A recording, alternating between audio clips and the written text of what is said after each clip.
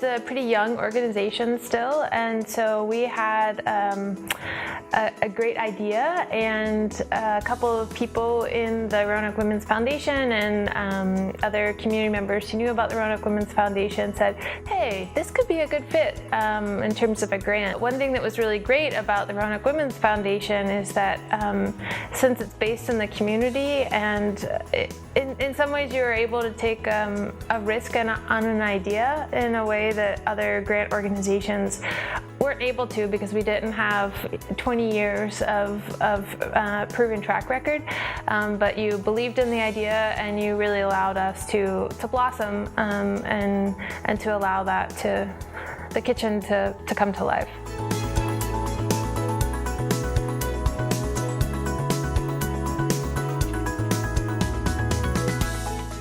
It's hard to figure out one particular moment. There's so many, from walking in to the Grandin Theater and seeing a big banner on the wall saying thank you to the Roanoke Women's Foundation, and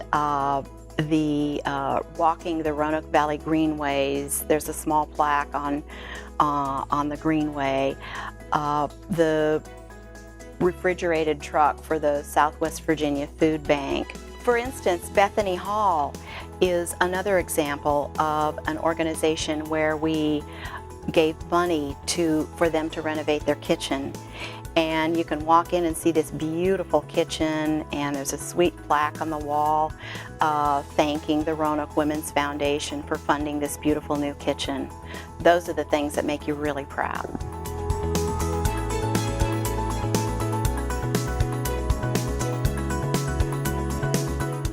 Well, first of all, to fund an arts organization is amazing in the Roanoke Valley. There are so many priorities ahead of that, but to think the Women's Foundation actually saw the power of the arts in our community was huge. The issue-based plays that you helped us deliver for free was Ice Cream Man. That was our play about heroin and its enormous impact on Roanoke specifically. A lot of organizations, theater organizations, would not take this risk to, present and put all their money into something that it's controversial. But we could take the chance because of the Roanoke Women's Foundation.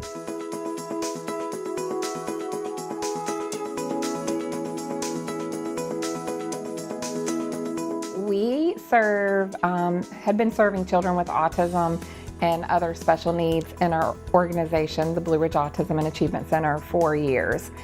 And we were serving children up to the age of high school graduation. And for special needs children, often that's age 22. And what we were learning is that boys and girls who were, young teenagers were coming to us without a skill set of being able to care for themselves.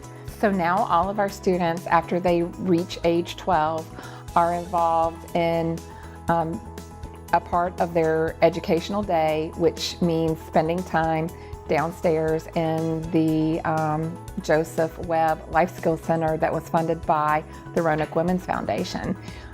It means that they go down and they go to the refrigerator and pull their food out and actually cook their food.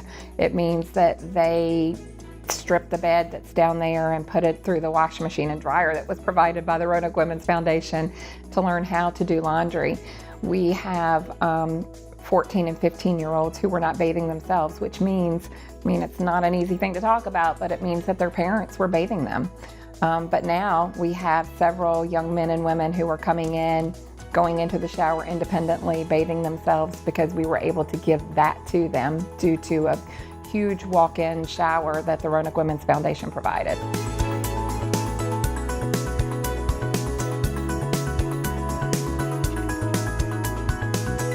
My first year on the Grants Committee, I went to a site visit for Family Promise, and they did receive a grant that year. And when they received it, just being there at that luncheon when they received that check, and I think it was even more than they asked for, which is just really lovely to see someone's reaction to that, because no one knows that's going to happen. The director is such an inspiring person. What they do is so inspiring. I got to really firsthand witness what their organization is all about through the grants committee. So I was very impressed with them as an organization, and to feel like I'm both impressed with what they're doing and helping them in this really impactful way, which I've been very committed with them since then. And seeing that grant through, it was just very heartwarming. And when I say I've seen it through, I meant that I serve on a housing stability committee with them, which is very much tied with the grant, where they have people from nonprofits working in affordable housing, working to help their families find housing. And so we're seeing how they used that coordinator that they hired to help manage families in a really effective way.